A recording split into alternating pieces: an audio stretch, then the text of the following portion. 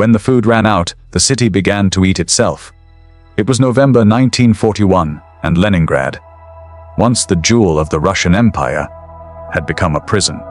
2.5 million souls trapped behind enemy lines, surrounded by the German army to the south and the Finns to the north.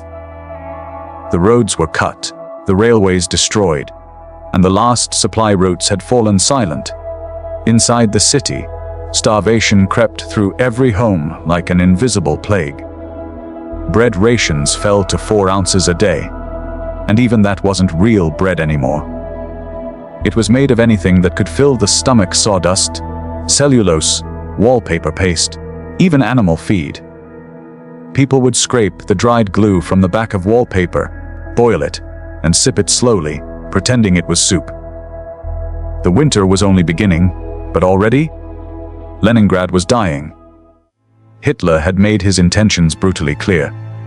"We have no interest in saving the lives of the civilian population," he said. "Let the city starve." And so it did. Within weeks, hunger devoured everything human.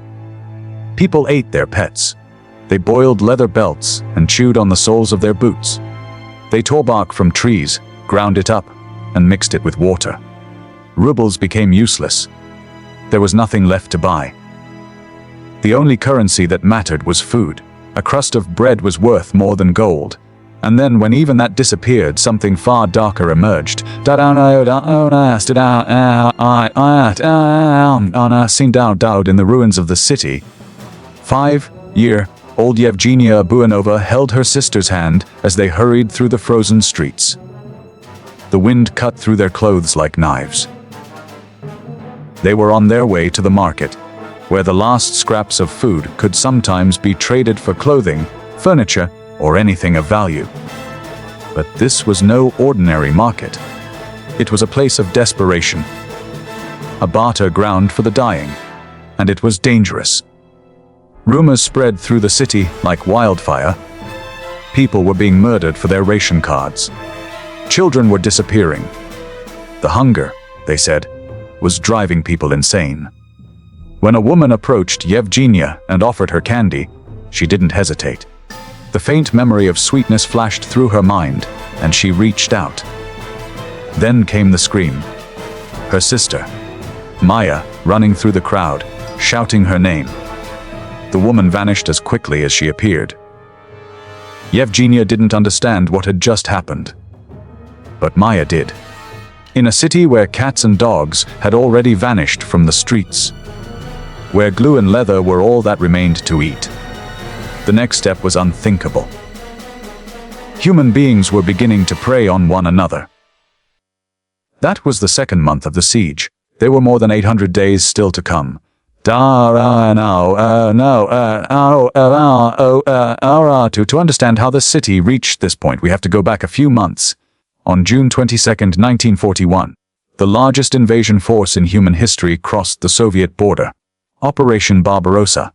3 million German soldiers, backed by 3,000 tanks and 500 aircraft, stormed eastward.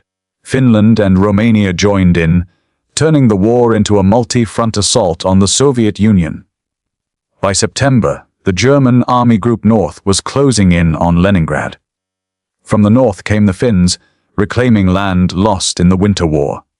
And on September 15th, the fall of the fortress at Schlisselburg sealed Leningrad's fate. The city was surrounded. But Hitler didn't want to occupy Leningrad. He wanted it erased. A direct assault would cost him tens of thousands of troops. So he chose a slower, crueler method: starvation. German bombers hammered the city day and night.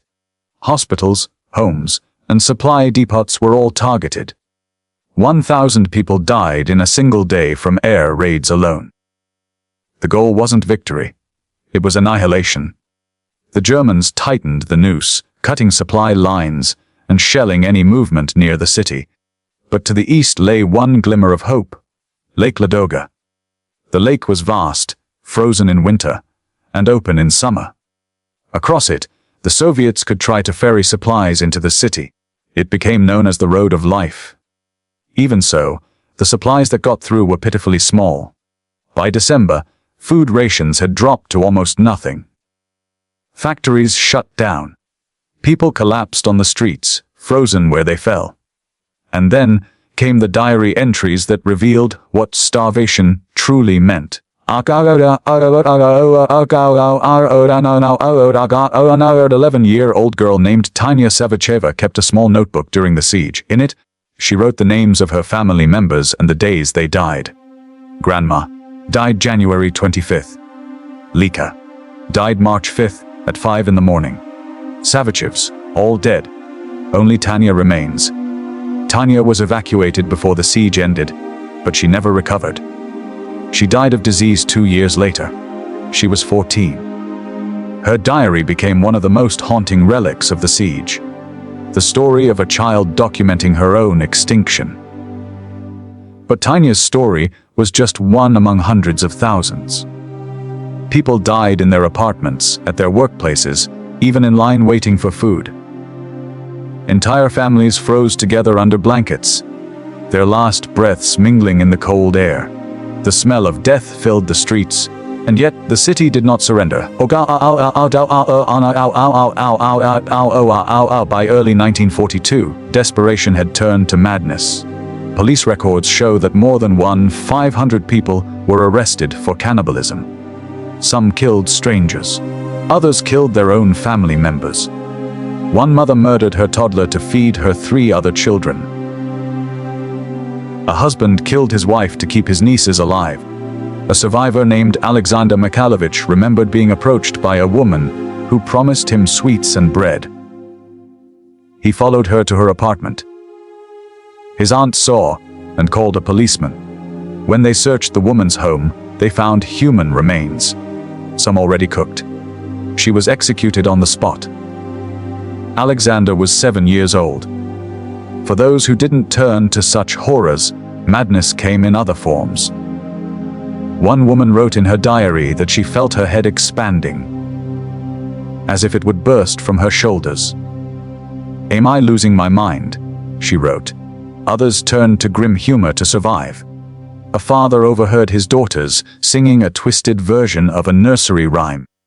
"Mary had a little lamb, and for supper, we'll need a little baby." The human psyche was unraveling. And still, the Germans continued to bomb the city.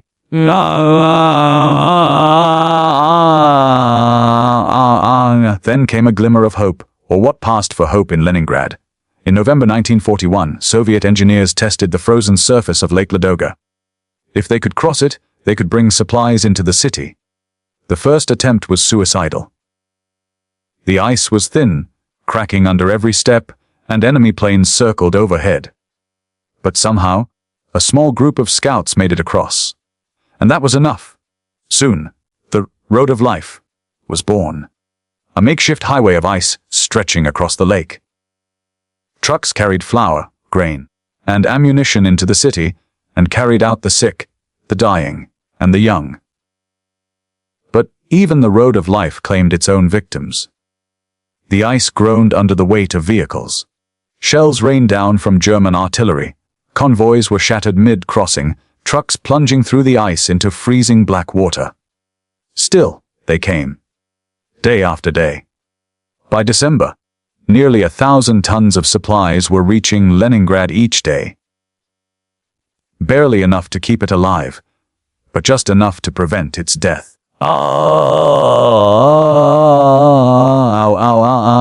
The drivers became legends. Many of them were women, known as the White Angels, standing along the icy route with flashlights. They guided the convoys through snowstorms and darkness, risking death with every signal. Their lights also guided German planes. Dozens were blown apart or swallowed by the lake. But they never stopped.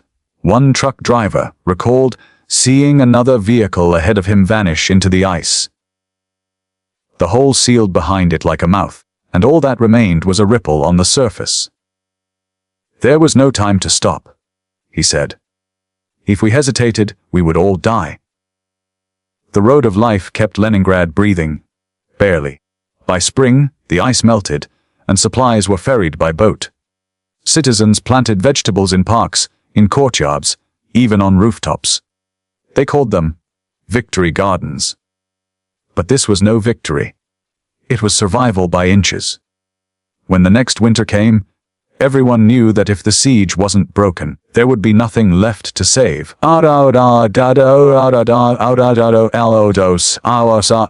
Yet, amid all this death, the people of Leningrad did something extraordinary. On August 9, 1942, as shells still fell around the city, the Philharmonic Orchestra of Leningrad gathered to perform Dmitri Shostakovich's Seventh Symphony, the Leningrad Symphony. Most of the musicians were dead or too weak to play, so the ranks were filled with soldiers, firemen, and factory workers. Many were so thin they could barely hold their instruments. The performance was broadcast across the city, and, incredibly, toward the German lines. Loudspeakers blasted the music into the cold night air, a message to the enemy that the city was still alive. On that same day, Hitler had planned a banquet in celebration of Leningrad's fall. It never happened. Instead, he heard the sound of a starving city that refused to die. But defiance did not end the siege. The Germans launched Operation Northern Light in 1942, aiming to destroy what remained of Leningrad once and for all. The Soviets countered with a desperate offensive of their own. Battles raged along the narrow corridor south of the city. At times, the front lines were just 16 kilometers apart. In the swamps and forests of the Schlisselburg region, Soviet soldiers fought knee-deep in freezing water, facing the new Tiger tanks, monsters that could destroy a T-34 with a single shot. Still, the Red Army pushed forward. On January 18, 1943, the siege ring was finally broken.